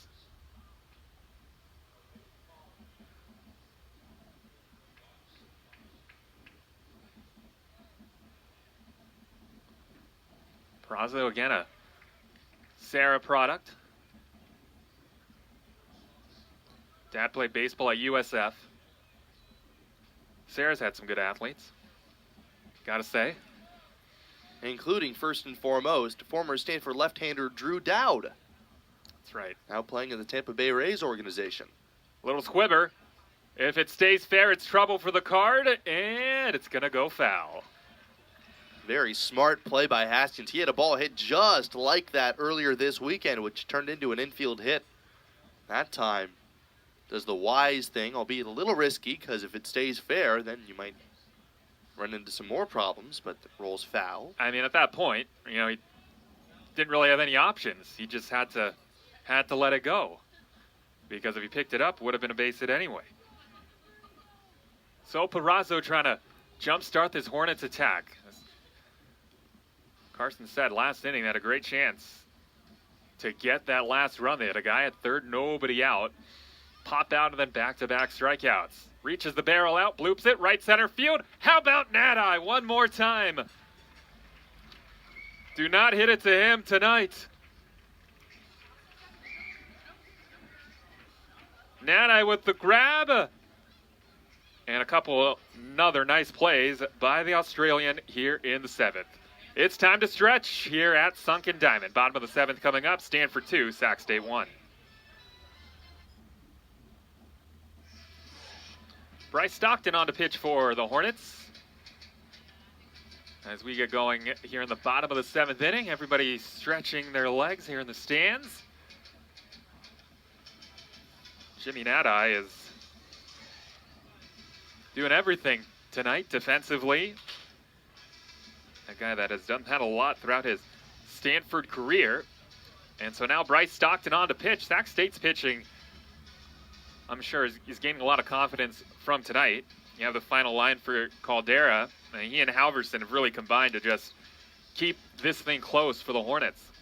Yeah, Caldera, 3 more shutout innings, no hits, a walk, and a couple of strikeouts. He and Halverson have combined for 5 shutout innings with 3 strikeouts and 2 walks.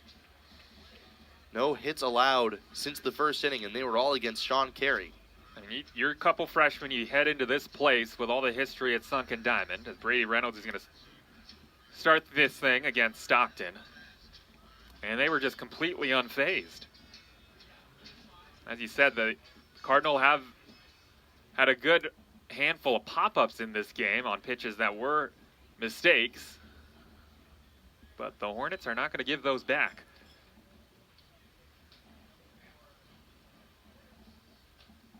So Stockton, who's from Hayden, Idaho, Coeur d'Alene native, on one hop, sharply hit, but right at Perazzo. A little low, handled by Smith.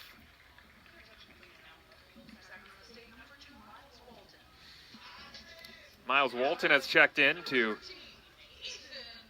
play left field, and so Massiangelo out of the game. Walton, who's got a lot more speed.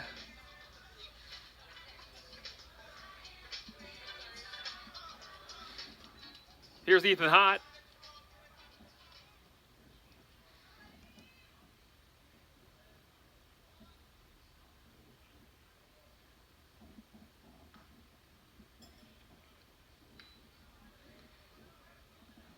Stanford, I'm sure they would love some insurance here late. With Carson Trail, I'm Greg Wong. Here at Klein Field. Not many more chances you can come out to watch the Card play this year. After tonight, only 3 more home games. Cal Baptist for the Senior Day weekend. 2-0 the count. Or, I'm sorry, Grand Canyon, not Cal Baptist. That's another whack school, though, in fairness to me. Yes. Thanks. Thanks so much, Carson. Grand Canyon comes to town. There's a strike, and it's 3-1 to Hott. Hott probably knows a lot of those guys who went to Grand Canyon, being from the state of Arizona. A lot of talent from the Grand Canyon State. Hott certainly part of that rule. Down the right field line and a base hit for Hott. Into the corner it goes. Christensen over to dig it out. And Hott, who can absolutely fly, turns on the afterburners and is in with some style. It's a triple.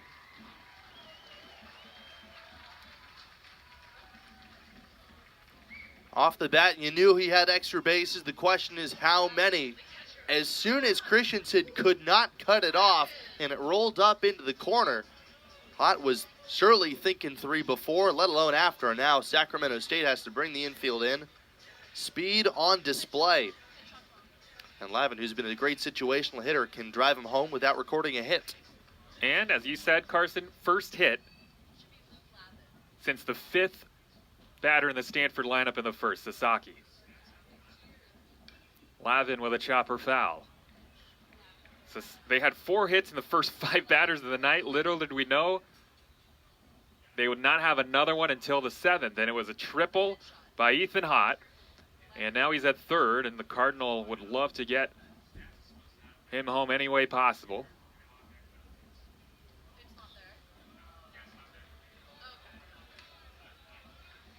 Stockton, 6'3", 190. And this is his 15th appearance. He's got a 5.40 ERA.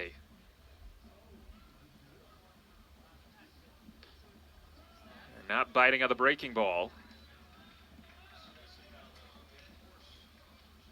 Ryan Christensen has done Reggie Christensen's dad of Ryan, done such a good job with his program. I'm sure it's a great honor to have his son playing in right field now. That's foul, and they actually made that play a little closer than I thought at third. Pretty nice relay by Christensen to dig that ball out, but Hott able to get in there no problem. Ryan's dad, Reggie, it's his 15th year with the Hornets, and if they get one more 30-win year this season, they need 4 more to get to that mark. That's a walk. Oh. Called a strike. Oh, sorry, it was ball 3, 3-2. That would be now 13 of the last 14 30-win seasons for Sac State. And that's not close. So 2 fastballs that were just non-competitive at pitches from Stockton. And so now runners at the corners. And now Trevor Haskins, this is the guy the Card won up there. Yeah, Haskins, one of the leading RBI men on this team, 38 on the season. Already doubled and scored earlier today, but had some quiet at-bats earlier. Middle infield playing back. Stockton wants him to hit something on the ground. Doubled, popped out, grounded out, Trevor Haskins. 3 NCAA tournaments under Reggie Christensen for Sac State. Last one, 17-19, both. They played right here. The Stanford Regional. There is a strike called right over the outside. So he missed badly with 2 fastballs. What do? Throw him a breaking ball off speed here.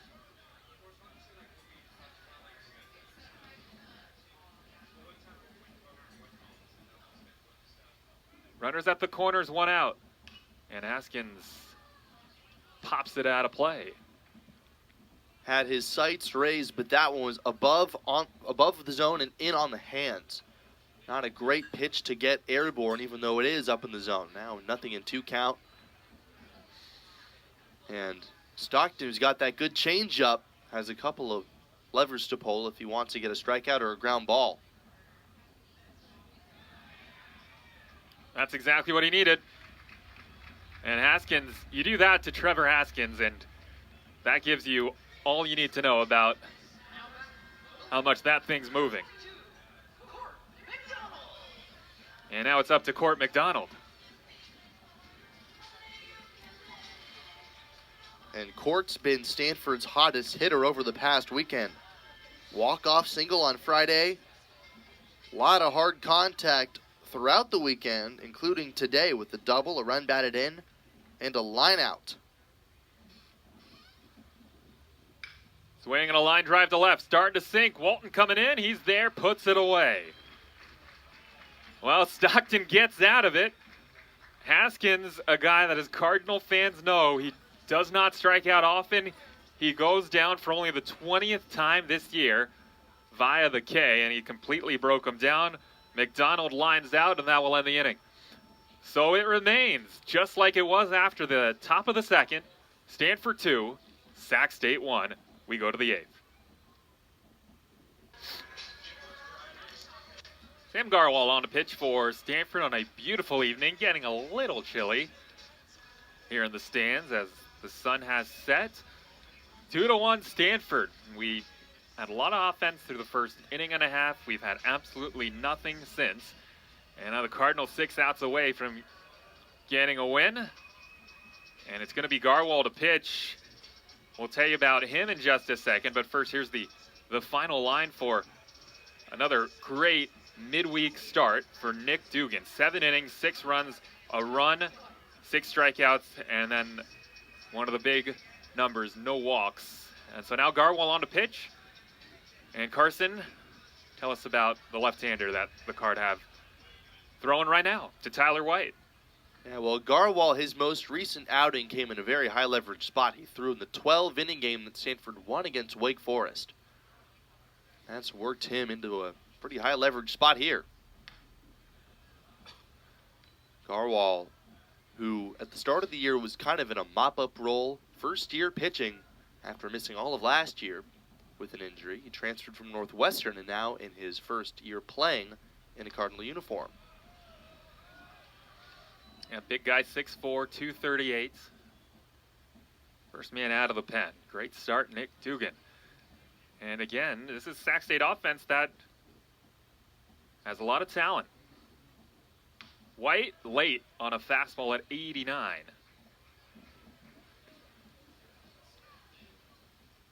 Garwal, another guy, much like Dugan, heavily features a changeup.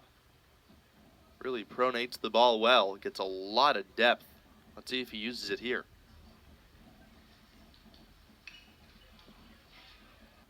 That pitch elevated. White, he's got a little pop. Lots of speed, but he does have 4 home runs. Slugging .491. Great year for him. No question why he's in the leadoff spot. Almost an overshift on for him. Struck him out. Way out in front. And now to bring up Miles Walton. It's his first at-bat of the night. I don't think that's where Garwal wanted that changeup. It looked like he almost cut it. But he still got the intended result, a swinging strike 3. Well, if you're fool a hitter, you can get away with a lot. And that's what happened there. Now Walton. Field back to more normal depth. And he tries to hold up, takes a strike over the outside corner. It looked like that had some run coming back to the plate, back door.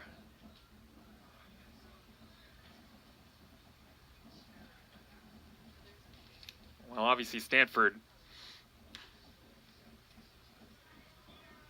they're hoping this game, the way they've thrown, that they can pick up a little pitching momentum tonight. You were saying Boston College has been a tough home team, and they got to go cross country for one of their last 2 ACC series.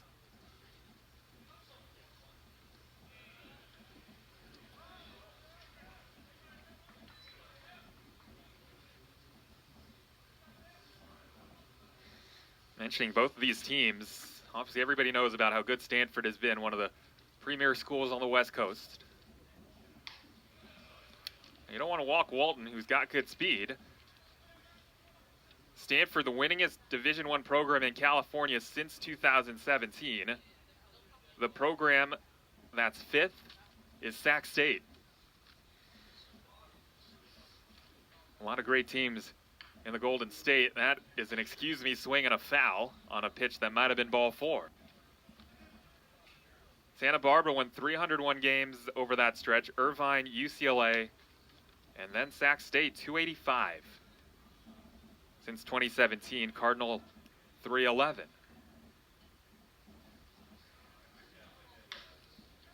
Right field, Marsh back, plenty of room.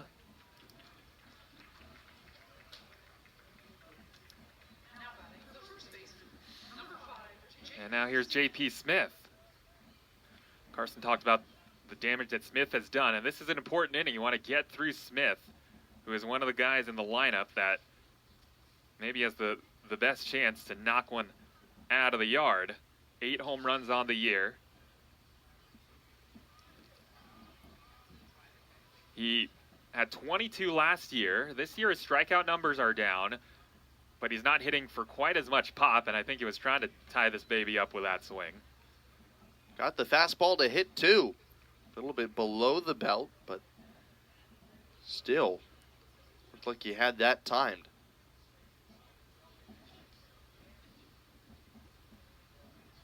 "22 home runs a year ago. Set a single season Sac State record.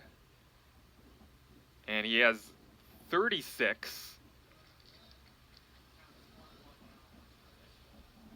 going into the season, which already was a career high or a Sac State program high. There's another swing and a miss. Well, he is geared up. He wants to let it fly. And Garwal has gotten him way out in front of the first 2 pitches.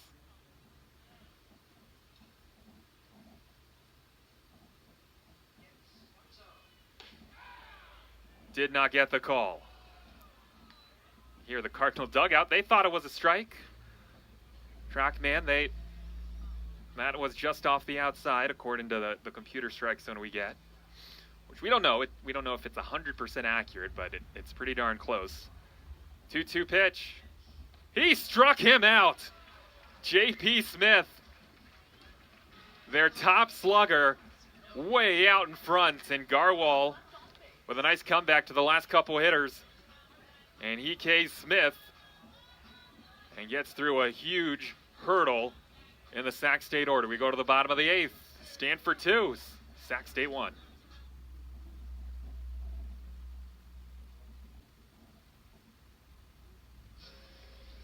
Tatum Marsh digs in for Stanford.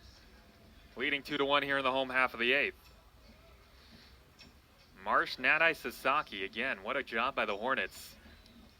Their bullpen has really stymied a Stanford offense that prior to yesterday had been hot. Baylor Sandberg, another freshman, is on the pitch for the Hornets. Freshman out of Fallon, Nevada.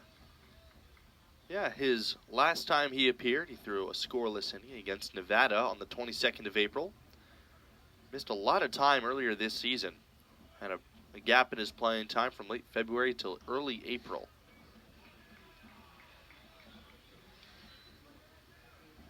Two balls and no strikes. Meat of the order due up for the Card. Which, since the first inning, they've had all of one hit, that triple by Hott. And he never left third base in the last inning. Marsh now is ahead 3-0.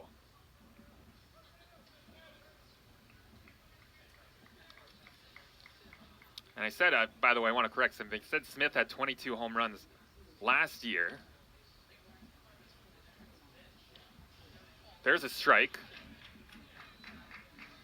I hope if I could read my notes there, Carson. Granite Bay, high school product. They have produced a lot of great talent through the years. Granite Bay, one of the great powers of the Sacramento Valley. Center field. And not a problem for Tyler White. He did have 22 home runs last year, 14 the year prior. And when you consider how many great players that I've had in the Sac State program under Reggie Christensen, it's pretty remarkable that that was second. I said it was first. That was second on the all-time list in Sac State history. They've had players like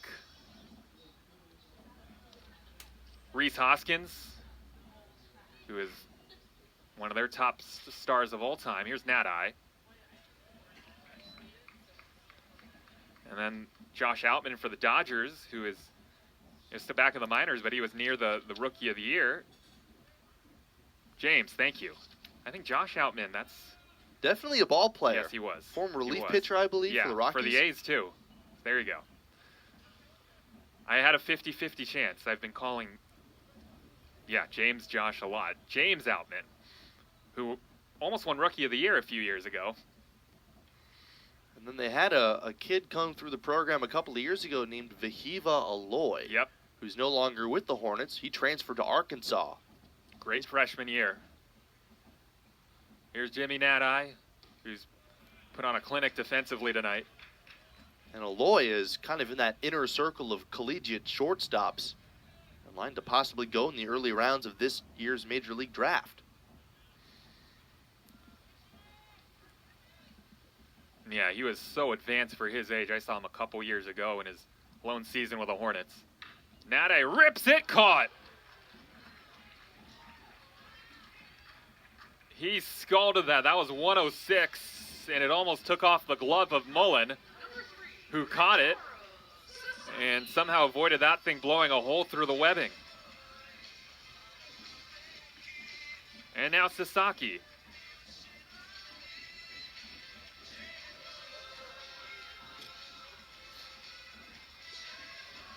Another former A, Sammy Long, also pitched at Sac State, and of course, A's fans know and Giants fans know what a great story he was, considering where he came back from after pitching with the Hornets. There's a pitch that misses inside. 1 ball, no strikes to Rintaro Sasaki, who has singled, walked, and bounced out to second.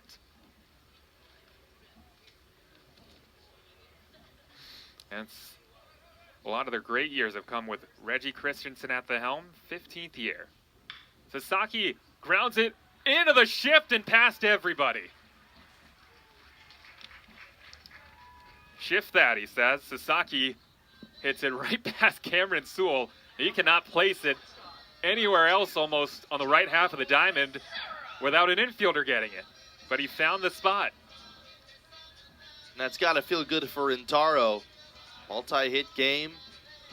Reached base 3 times tonight. Hopefully a sign for him that He's starting to turn things around. He had really cooled off in the middle of conference play, but an auspicious performance here tonight. Yeah, he's taken some nice at-bats tonight. Maybe some of the best on the Cardinal. In all 4 at-bats. So he's aboard, and now here's Timo Becerra. Reggie Christensen, by the way, he does have some ties here locally, and here is Reggie out to the mound. Speaking of him, he knows we're talking about him. He coached at Menlo for a couple years, first as an assistant, then in 2002 he was the head coach for Menlo College. And then he went to Kansas to be an assistant. I don't think there's much of a pipeline from Menlo College to Kansas, but Reggie started it, and he delivers a quick word to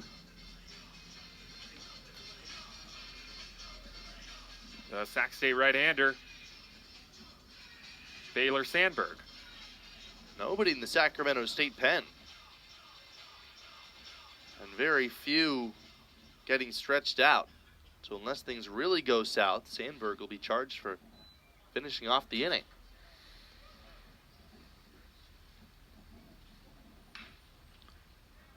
Charged by Mullen. Takes the high hop, guns it across. Nice pick by Smith.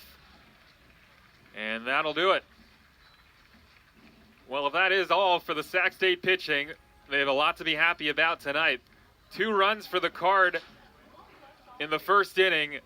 Zeros after that, only 2 hits allowed by a very young Hornet bullpen. But they're still down a run of the Card trying to get back in the win column when we come back. 2-1, Stanford on top, 9th inning coming up.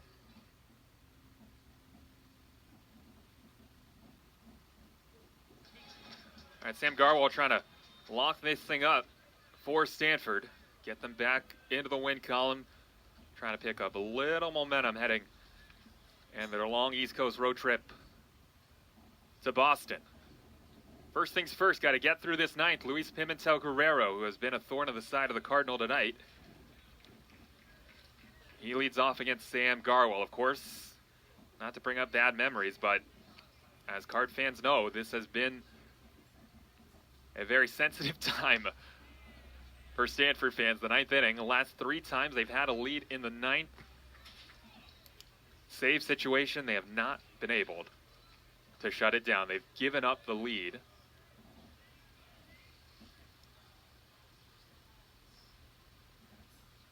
They were able to recover on Friday night, got that extra inning win, but not on Saturday.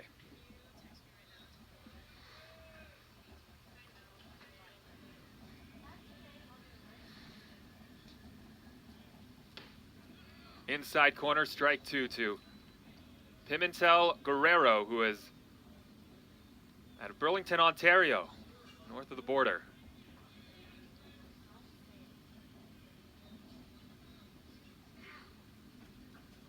Transfer out of Xavier.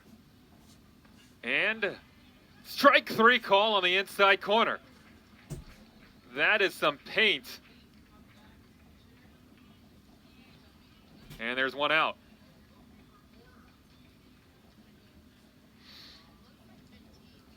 This is Christensen's spot, but it looks like we have a pinch hitter coming up, and this is a guy that is having a great year, normal starter, but got the night off until now. Jacob Paternak,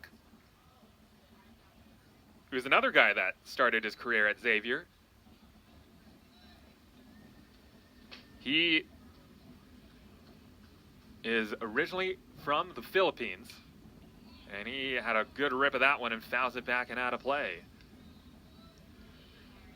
Yeah. From Manila, went to school in Manila, and then he went to Xavier. The old Philippines to Ohio pipeline. Yeah.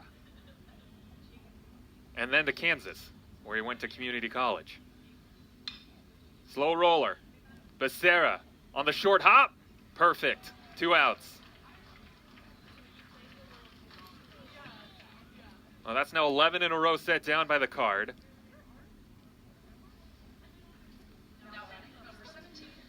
Since the Smith double in the 6th, he got to 3rd on a balk with nobody out. And Nick Dugan's got out of it by keeping him at third. And it has still been 2-1 Stanford ever since. The Hornets got that one run to the top of the second inning. Now Mullen, last hope for Sac State. De La Salle product. Mullen has struck out, reached on a fielder's choice, and flown out to right. Swing and a miss.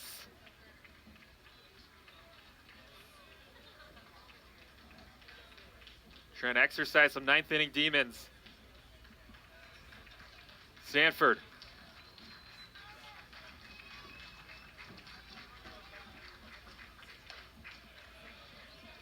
Just didn't get the movement on that he wanted. 1 ball and 2 strikes.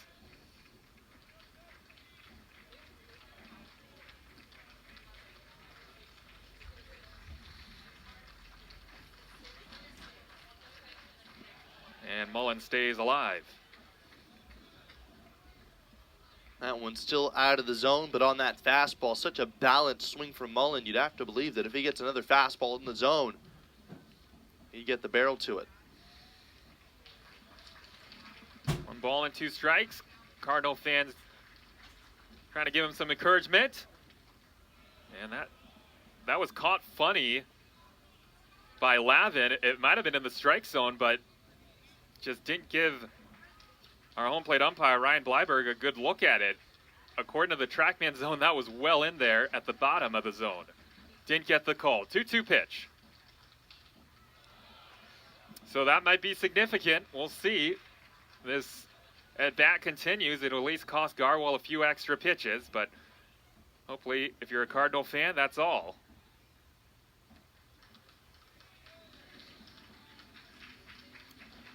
Mullen really battling. Freshman looking to extend the game.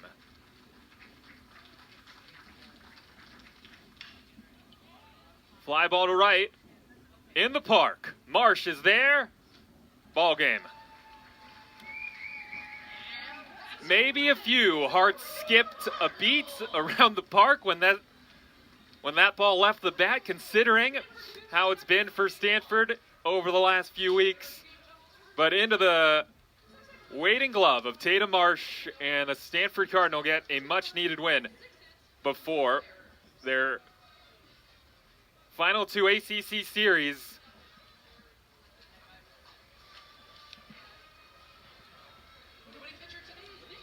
And their last home series of the year coming up in a couple of weeks. But they needed a win. They got a win tonight. And after this, cross-country flight, Boston College. And they'll try to get things going, get that resume bulked up. But for one night only, after some of the heartbreak over the weekend, Carson, this was one that Stanford needed and was not always pretty. Only 3 runs total. They scored both of their runs, 5 batters into the game, and that was all they needed. Great job by the pitching staff. And if there was one part of this team that needed a confidence boost, that was it. Well, yeah, there's the oldest saying, perhaps in baseball, a win is a win. Stanford certainly will take them any way they can get them. And tonight, it was from a source that was so strong at the start of the year, had kind of lost consistency toward the middle of the year. It was the pitching staff. Nick Dugan, 7 strong, 1 earned run, no walks, 6 strikeouts, and he stranded a man at third who reached second and then moved over to third on a balk to start the inning. So Dugan really with some stellar pitching when it mattered. And then Sam Garwal, he is shaping up to be a consistent, or more consistent, relatively speaking, high leverage arm for the Cardinal. That's back-to-back outings where he has looked very good. An inning plus thrown in the extra innings win against Wake Forest on Friday, and 2 shutout innings with 3 strikeouts to close this one down. So I think Stanford really have to be happy with Garwal. And even though the offense really didn't end the way they started, it's still a situation where pitching was able to hold it with a 1-run lead. Have to be happy with that. Meanwhile, Sac State, they'll go back home, play UC Davis tomorrow, and then on the road to Grand Canyon over the weekend. And then Grand Canyon will come here and play Stanford for Senior Day weekend in a couple of weeks. All right, that is going to do it for our broadcast tonight. Our thanks to our entire crew, Lance Vi, Tim Mitchell, Avery Latore, and Tenolian Bell for helping us out tonight. For Carson Trail, I'm Greg Wong, wishing you all a happy and safe remainder of your Monday evening. Again, our final, Stanford 2 and Sac State 1. We'll see you next time here on ACC Network Extra. So long, everyone.